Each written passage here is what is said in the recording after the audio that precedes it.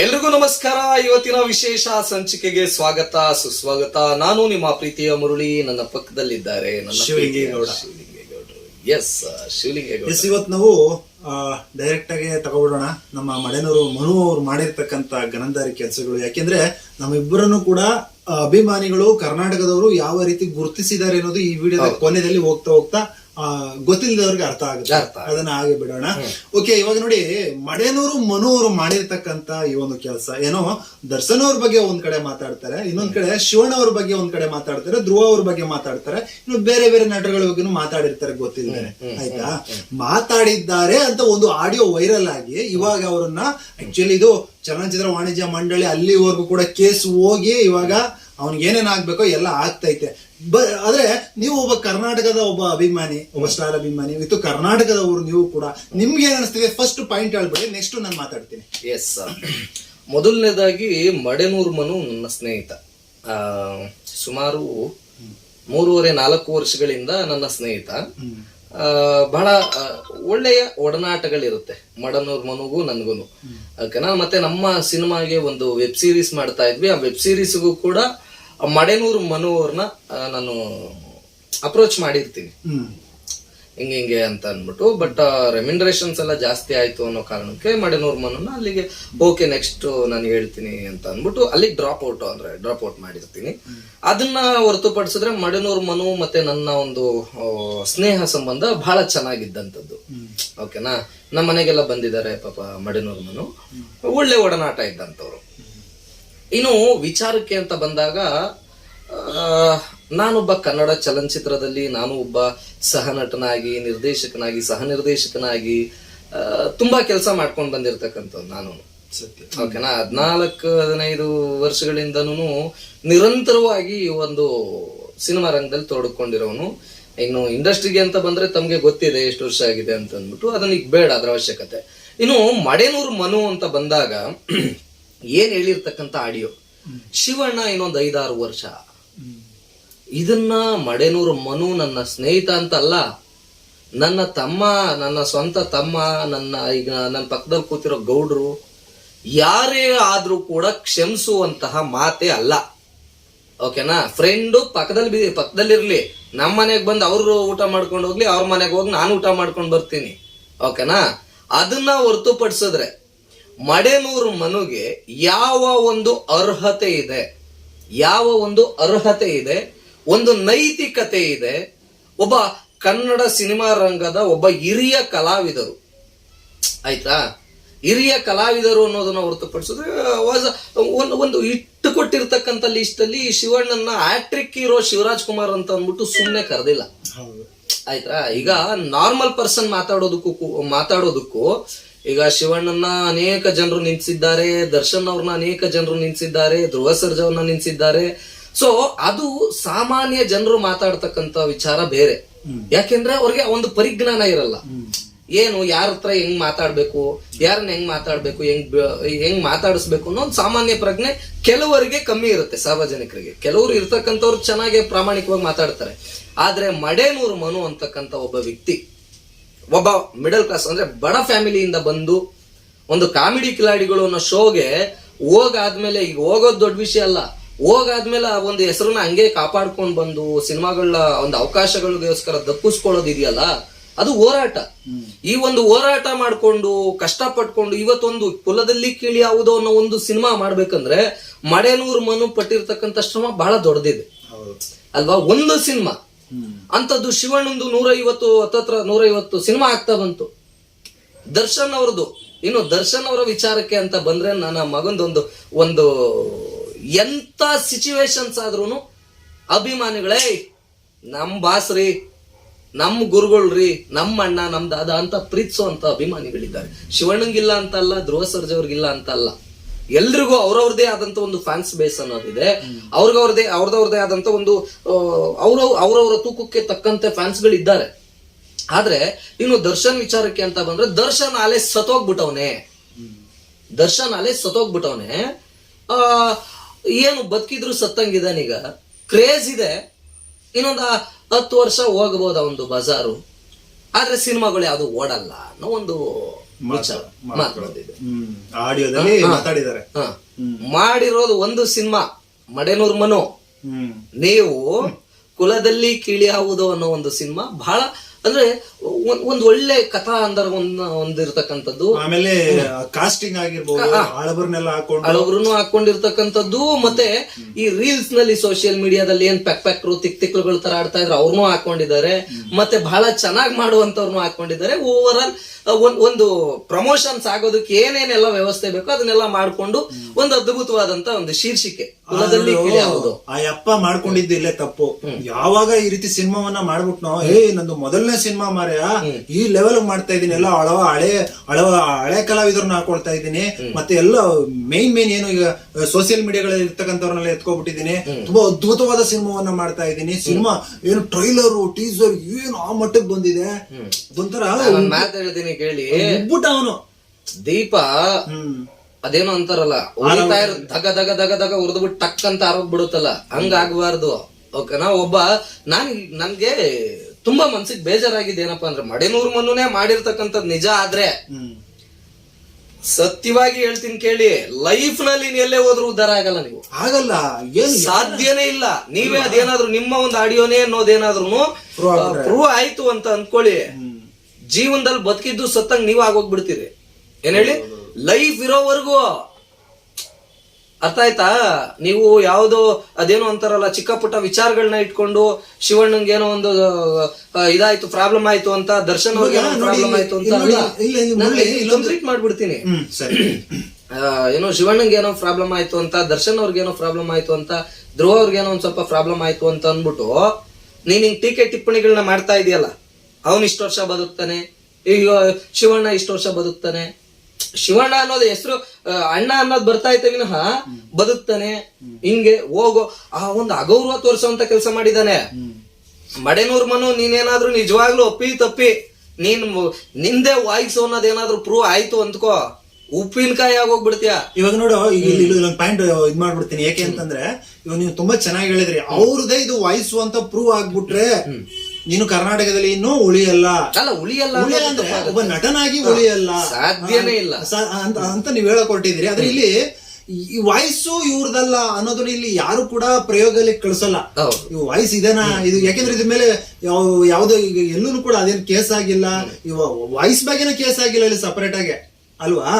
ಅಂತಂದ್ರೆ ಏನೀಗ ನಮ್ಮ ಚಲನಚಿತ್ರ ವಾಣಿಜ್ಯ ಮಂಡಳಿಯವರಾಗಿರ್ಬೋದು, ಒಂದಷ್ಟು ದೊಡ್ಡ ದೊಡ್ಡ ಮುಖಂಡರುಗಳಾಗಿರ್ಬೋದು, ಶಿವರಾಜ್ ಸುಂಗಾರ್ಕರ್ ಅವರ ಅಧ್ಯಕ್ಷಗಳು ಉಪಾಧ್ಯಕ್ಷರುಗಳು ಸಂಘದವರು ಅವರಾಗಿರ್ಬೋದು, ದರ್ಶನ್ ಅವ್ರ ಕಡೆಯವರಾಗಿರ್ಬೋದು, ಈ ಕಡೆ ಧ್ರುವ ಸರ್ಜರ್ ಕಡೆಯವರಾಗಿರ್ಬೋದು, ಇವ್ರು ಮಾತ್ರ ಸ್ವಲ್ಪ ವಾಯ್ಸ್ ರೈಸ್ ಮಾಡ್ತಾ ಇದಾರೆ. ಆದ್ರೆ ಆ ವಾಯ್ಸ್ ಅನ್ನ ಎಲ್ಲೂ ಪ್ರಯೋಗಾಲಯಕ್ಕೆ ಕಳಿಸುವಂತ ಒಂದು ಕೆಲಸವನ್ನು ಎಲ್ಲೂ ಯಾರು ಮಾಡ್ತಾ ಇಲ್ಲ.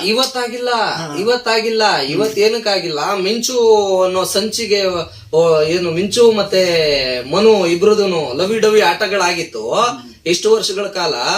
ಓಕೆನಾ? ಇದನ್ನ ಸಿನಿಮಾ ಪಿತೂರಿ ಸಿನಿಮಾ ಮಾಡಿ ರಿಲೀಸ್ ಅಂತಕ್ ಬಂದಾಗ ಈ ತರ ಆಗಿದೆ, ನನ್ಗೂ ಮಿಂಚಿಗೂ ಆ ತರದ್ದೇನು ಇಲ್ಲ, ಇದನ್ನ ಕಾನೂನಾತ್ಮಕವಾಗಿ ಹೋರಾಡ್ತೀನಿ ಅಂದಿದ್ದ ಮಡೆನೂರು ಮನು, ಈ ಎಂತ ಕೆಟ್ಟ ಮನಸ್ಥಿತಿ ಇರ್ತಕ್ಕಂಥ ಮನು ಒಂದ್ ವಿಡಿಯೋದಲ್ಲಿ ಮಿಂಚು ಕೇಳ್ತಾಳೆ, ಹಂಗೆ ಹಿಂಗೆ ಅಂತ ಕೇಳಿದ್ರೆ, ನನ್ನ ಹೆಂಡತಿ ಆಗೋಳು, ನಿನ್ನ ನಾನ್ ಬಿಡಲ್ಲ, ಬಿಟ್ಕೊಂಡ್ ಕೊಡಲ್ಲ, ನಿನ್ನನ್ನೇ ಕಟ್ಕಂತೀನಿ, ಮಿಂಚುನ ಚೆನ್ನಾಗ್ ನೋಡ್ಕಂತೀನಿ, ಹಂಗೆ ಹಿಂಗೆ ಅಂತ ಒಂದ್ ವಿಡಿಯೋದಲ್ಲಿ ಹೇಳ್ತಾನೆ. ಇನ್ನೊಂದ್ ವಿಡಿಯೋದಲ್ಲಿ ಏನ್ ಹೇಳ್ತಾನೆ, ಒಂದ್ ವಾಯ್ಸ್ ರೆಕಾರ್ಡ್ ಈಗ ಬಹಳ ಟ್ರೆಂಡಿಂಗ್ ಆಗ್ತಾ ಇರ್ತಕ್ಕಂಥವ್ 2 ವಾಯ್ಸ್ ಮಡೆನೂರ್ ಮನುದು. ಇನ್ನೊಂದು ವಾಯ್ಸ್ ಏನಪ್ಪಾ ಅಂತಂದ್ರೆ, ಮಿಂಚು ನನ್ ಹೆಂಡ್ತಿರಿ, ಮಿಂಚು ನನ್ ಹೆಂಡ್ತಿ, ನಾನು ಇಷ್ಟ ಬಂದಾಗ ಹೊಡಿತೀನಿ, ನನ್ನ ಹೆಂಡ್ತಿ ನಾನ್ ನೋಡಿದ್ರೆ ಯಾರು ಹೇಳೋರು ಯಾರು? ನನ್ಗೆ ಏನ್ ಬೇಕಾದ್ರೂ ಮಾಡ್ತೀನಿ, ಅವಳು ದುಡ್ದಿದ್ನೆಲ್ಲ ನನಗ್ ತಾಮನ್ ಕೊಡ್ಬೇಕು, ನನ್ನ ಅಕೌಂಟಿಗೆ ಹಾಕ್ಬೇಕು, ಇನ್ಮೇಲೆ ಅವಳು ದುಡ್ದಿದ್ 1 ರೂಪಾಯಿನೂ ಅವಳು ಇಕ್ಕಮಂಗಿಲ್ಲ, ನನ್ನ ಅಕೌಂಟಿಗೆ ಹಾಕ್ಬಿಡ್ಬೇಕು ಅವಳು, ಹಂಗೆ ಹಿಂಗೆ ಅಂತ ಅಂದ್ಬಿಟ್ಟು ಹೇಳ್ತಾನೆ. ಹೊಡಿಯೋ ರೈಟ್ಸ್ ನನ್ಗೈತೆ, ಬೈಯೋ ರೈಟ್ಸ್ ಐತೆ, ನನ್ಗೆ ಇಷ್ಟ ಬಂದಾಗ ಹೊಡಿತೀನಿ, ಕಷ್ಟ ಆದಾಗ ಬಿಡ್ತೀನಿ, ನಾನು ಇಷ್ಟ ಬಂದಾಗ ಮನೆಗೆ ಹೋಗ್ತೀನಿ, ಕಷ್ಟ ಆದಾಗ ಮನೆಗೆ ಹೋಗಲ್ಲ. ಅವಳು ಗಂಡನ್ ನೋಡ್ಕೊಳ್ಳೋದು ಅವಳ ಜವಾಬ್ದಾರಿ, ಅದು ಅರ್ಥ ಆಯ್ತಾ? ಅವಳು ಗಂಡನ್ ನೋಡ್ಕೊಳ್ಳೋದು ಅವಳ ಜವಾಬ್ದಾರಿ. ಗಂಡನ್ ಚೆನ್ನಾಗಿ ಇಟ್ಕೋಬೇಕು ಅಂದ್ರೆ ಚೆನ್ನಾಗಿ ನೋಡ್ಕೊಂತಾಳೆ, ಇಲ್ಲ ಚೆನ್ನಾಗಿ ಇಟ್ಕೋವಲ್ಲ ಅಂತಂದ್ರೆ ಚೆನ್ನಾಗಿ ನೋಡ್ಕೊಮಲ್ಲ ಅಂತ ಅಂದ್ಬಿಟ್ಟು ಮಡೆನೂರು ಮನುಗೆ ಹೇಳ್ತಕ್ಕಂಥ ಕೆಲಸ ಮಾಡ್ತಾನೆ. ನೀನೊಬ್ಬ ಸಾಮಾನ್ಯ ಪ್ರಜೆ ಆಗಿ ನೀನ್ ಎಂತ ಲುಚ್ಚ ಮಾತುಗಳನ್ನ ಆಡಿದ್ಯಾ ಅನ್ನೋದನ್ನ ಒಂದ್ ಸ್ವಲ್ಪ ಯೋಚನೆ ಮಾಡು ಮನು. ಓಕೆನಾ? ನನ್ನ ಸ್ನೇಹಿತ ಆಗಿರು, ಯಾರಾದ್ರೂ ಆಗಿರು, ನೀನ್ ಎಂತ ಲುಚ್ಚ ಮಾತುಗಳನ್ನ ಆಡಿದ್ಯಾ ಅನ್ನೋದನ್ನ. ಯಾಕೆಂದ್ರೆ ಕಟ್ಕೊಂಡ್ ಹೆಂಡ್ತಿ ನನ್ನ ಮಗಂದು ಆ ಒಂದು ಥಿಯೇಟರ್ ಅಲ್ಲಿ ನನ್ ಗಂಡ ಇಷ್ಟೊಂದು ಕಷ್ಟಪಟ್ಟು ಒಂದ್ ಸಿನಿಮಾ ಮಾಡೋ ಅದ್ಭುತವಾದಂತ ಸಿನಿಮಾ ಬಂದೈತೆ, ಅದು ನೋಡಕ್ ನನ್ ಗಂಡನ್ನೇ ಇಲ್ದಂಗ್ ಮಾಡ್ಬಿಟ್ಲಲ್ಲ ಇವಳು. ನನ್ ಗಂಡ ತುಂಬಾ ಒಳ್ಳೆಯವನು, ಇದೆಲ್ಲ ಪಿತೂರಿ ಹಾಗೆ ಹೀಗೆ ಅಂತ ಹೇಳ್ತದ ಪಾಪ ಆ ಮಗು.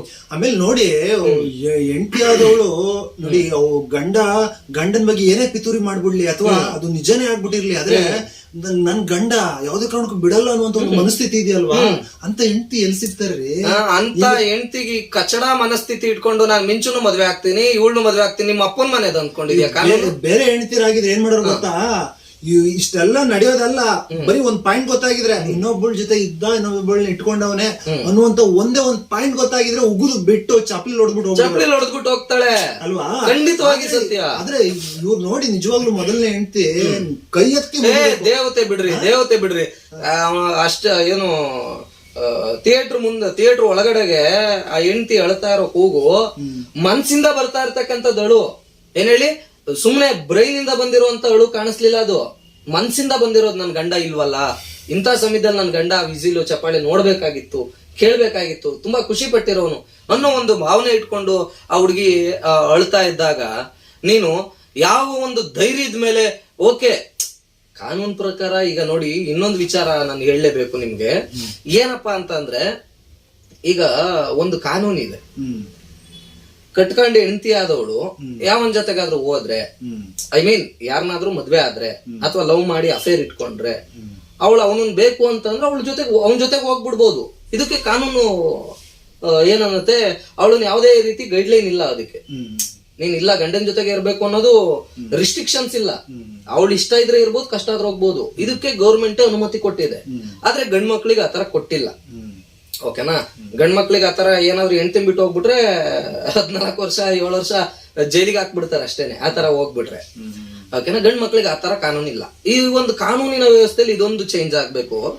ಅದನ್ನ ಬಿಟ್ರೆ ಮಡೆನೂರು ಮನು ಅಂತಕ್ಕಂಥ ವಿಚಾರ ಅಂತ ಬಂತು ಅಂತಂದ್ರೆ, ಹೆಂಡತಿ ಏನೋ ಕಾಟ ಕೊಡ್ತಾ ಇದ್ದು, ಡೈಲಿ ಚಿತ್ರಹಿಂಸೆ ಕೊಡ್ತಾ ಇದ್ದು, ಡೈಲಿ ಅವನಿಗೆ ನೋವೇ ಆಗ್ತಾ ಇದೆ ಹೆಂಡತಿಯಿಂದ, ಡೈಲಿ ಮಾನಸಿಕವಾಗಿ ಕುಗ್ತಾ ಇದ್ದಾಗ ಓಕೆ ಇವನು ಬೇರೆ ಅಫೇರ್ಗಳನ್ನ ಇಟ್ಕೊಳ್ಳೋದು, ಅದು ಅವರವರ ಇಚ್ಛೆಗನುಸಾರವಾಗಿ ಅವರವರ ಮನಸ್ಥಿತಿಗನುಸಾರವಾಗಿ ಅವ್ರವ್ರಿಗೆ ಬಿಟ್ಟಂತ ವಿಚಾರ.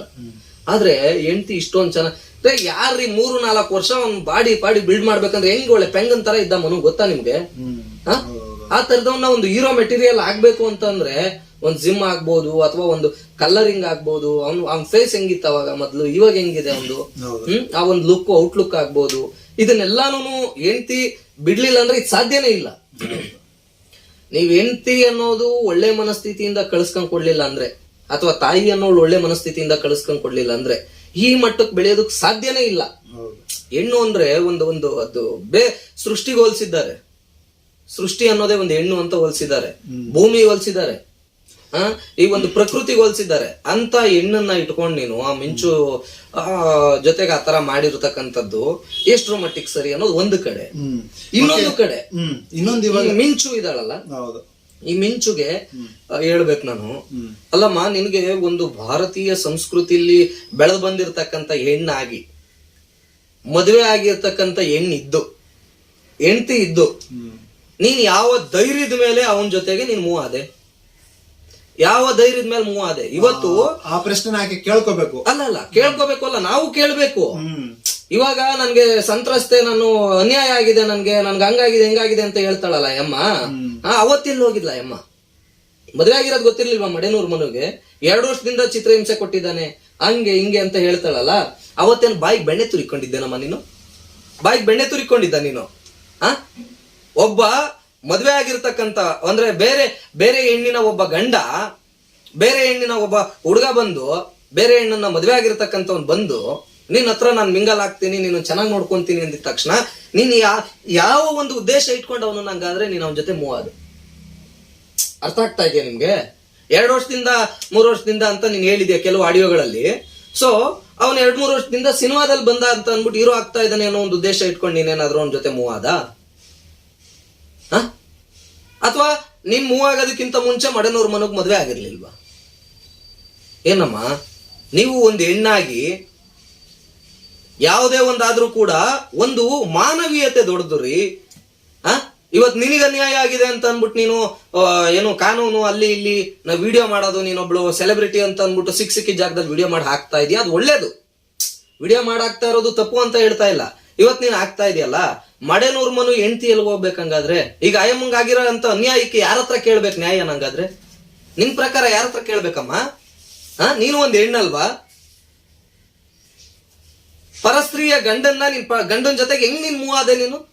ಅವ್ನು ಹಿಂಸೆ ಕೊಡ್ತಾ ಇದ್ದಾಗ ಅವ್ರ ಹೆಂಡತಿ ಹತ್ರ ನೀನ್ ಯಾಕೆ ಹೋಗಿ ಹೇಳಲಿಲ್ಲ? ಯಾಕಮ್ಮ ಹೇಳಲಿಲ್ಲ? ನೋಡಮ್ಮ, ನಿನ್ ಗಂಡ ಈ ತರ ತೊಂದರೆ ಕೊಡ್ತಾ ಇದ್ದಾನೆ, ನನ್ಗೆ ಇಷ್ಟು ಹಿಂಸೆ ಕೊಡ್ತಾ ಇದ್ದಾನೆ, ಮಾನಸಿಕವಾಗಿ ಕುಗ್ಗಿಸ್ತಾ ಇದ್ದಾನೆ, ಬರ್ತಾನೆ ಕುಡಿದ್ಬಿಟ್ಟು ಬಂದು ಹೊಡಿತಾನೆ ಅಂತ ಯಾಕೆ ಹೇಳಲಿಲ್ಲ ನೀನ್ ಅವತ್ತು? ನೀನ್ ಅವತ್ತು ಹೇಳ್ಬೇಕಾಗಿತ್ತಲ್ಲ. ಅವತ್ತೆಲ್ಲ ಸುಮ್ನೆ ಇದ್ದು ನಾಳೆ ಸಿನಿಮಾ ರಿಲೀಸ್ ಅನ್ನುವಾಗ ನೀನ್ ಹೇಳ್ತಾ ಇದೀಯ ಅಂದ್ರೆ ನಿನ್ನ ಮನಸ್ಥಿತಿ ಎಂತದ್ದು ಅಂತ ಯೋಚನೆ ಮಾಡ್ಬೇಕಾಗಿರ್ತಕ್ಕಂಥದ್ದು. ಇನ್ನು ಅಪ್ಪಣ್ಣನ ವಿಚಾರಕ್ಕೆ ಅಂತ ಬರುತ್ತೆ. ಅಪ್ಪಣ್ಣನು ಹಂಗೆ ಮಾಡಿದಾನೆ, ಪ್ರೋಗ್ರಾಮ್ ಅಲ್ಲಿ ಇಲ್ಲಿ ಕರ್ಕೊಂಡು ಹೋಗ್ಬಿಟ್ಟು ನಾನು ಯೂಸ್ ಮಾಡ್ಕೊಂಡಿದ್ದಾನೆ. ಅಲ್ಲಮ್ಮ, ನೀನೊಂದು ಹೆಣ್ಣಾಗಿ ಏನ್ ಮಾಡ್ತಾ ಇದ್ದೀರಿ ನೀವು ಅನ್ನೋದು ಪ್ರಜ್ಞೆನಾದ್ರೂ ಇದೆಯಾ ನಿಮ್ಗೆ? ಪ್ರಜ್ಞೆ ಅನ್ನೋದನ್ನ ಏನಾದ್ರೂ ಇದೆಯೇನಮ್ಮ? ಆಮೇಲೆ ಮತ್ತೆ ಇನ್ನೊಂದು ವಿಡಿಯೋದಲ್ಲಿ ಹೇಳ್ತೀರಾ ಏನು, ಕ್ಷಮಿಸಿ, ನನ್ನ ಹತ್ರ ಅಪ್ಪಣ್ಣನ ಬಗ್ಗೆ ನಾನು ಏನ್ ಮಾತಾಡಿದೀನಿ ಅದನ್ನೆಲ್ಲ ಮಡೆನೂರ್ ಮನು ಎದುರಿಸಿ ಬೆದರಿಸಿ ವಿಡಿಯೋ ಮಾಡಿತ್ತು. ಮಡೆನೂರ್ ಮನು ನಿನ್ ಜೊತೆಗೆ 24 hours ಏನ್ ಗೂಡ್ನಲ್ಲಿ ಕೂತ್ಕೊಂಡಿದ್ನ ಮಡೆನೂರ್ ಮನು? ಅಥವಾ ನೀನ್ ಅವನ ಜೊತೆಗೆ ಏನ್ ಬ್ಯಾಸ್ಕೆಟ್ ನಲ್ಲಿ ಹಾಕೊಂಡು ಹೋಗ್ತಾ ಇದ್ನ? ನಿನ್ನ ಹಾಕೊಂಡು ಹೋಗ್ತಾ ಇದ್ದೇನಮ್ಮ? ಅವತ್ ನೀನ್ ಕೇಳೋದಕ್ಕೆ ಏನಾಗಿತ್ತು? ಅವತ್ ನೀನ್ ಹೇಳೋದಕ್ಕೆ ಏನಾಗಿತ್ತು? ಬ್ಲಾಕ್ ಮೇಲ್ ಮಾಡಿದಾನೆ, ಈ ತರ ಬ್ಲಾಕ್ ಮೇಲ್ ಮಾಡಿ ಬಂದಿರೋ ವಿಡಿಯೋ ಹಂಗೆ ಹಿಂಗೆ ಅಂತ ಅನ್ನೋದಕ್ಕೆ ನಿನ್ಗೆ ಏನಾಗಿತ್ತು? ಅವತ್ತಿನಿಂದ ಸುಮ್ನೆ ಇದ್ದು ಲಾಸ್ಟಿಗೆ ಒಬ್ಬರು ಏನಂತಾರೆ, ಇದು ಪ್ರೀ ಪ್ಲಾನ್ಡ್ ಅಂತ ಅನ್ಬಿಟ್ಟು ಹೇಳಿದೆ, ಇನ್ನೇನಿರುತ್ತೆ ಹೇಳಿ? ಅವನು ಏನ್ ಮಾಡಿದಾನೋ ಬಿಟ್ಟಿದ್ದಾನೋ ಅದು ನಿಮ್ಮಿಬ್ರಿಗೆ ಬಿಟ್ಟಂತ ವಿಚಾರ. ಒಂದು ಸಿನಿಮಾಗೆ ಸಂಬಂಧಪಟ್ಟಂತೆ ಒಂದು ಸಿನಿಮಾ ಮಾಡ್ಬೇಕು ಅಂದ್ರೆ ಎಷ್ಟು ಕಷ್ಟ ಇದೆ ಅಂತ ಒಬ್ಬ ಏನಂತಾರೆ ಸಿನಿಮಾ ರಂಗದಲ್ಲಿ ಪಳಗ್ತಾ ಇರ್ತಕ್ಕಂಥವ್ರಿಗೆ ಗೊತ್ತಿರುತ್ತೆ. ಹಂಗ್ ಬಂದಿರೋರ್ಗೆ ನೀವ್ ಏಕೈ ಹಾಕಿ ಹಿಂಗ್ ಮಾಡ್ದ ನಿಮ್ ಓಕೆ, ಅವ್ನ್ ತಪ್ಪು ಮಾಡಿಲ್ಲ ಅಂತ ಹೇಳ್ತಾ ಇಲ್ಲ, ಅವ್ನ್ ಮಾಡಿರೋದೇ ಕಚಡ ಕೆಲ್ಸ.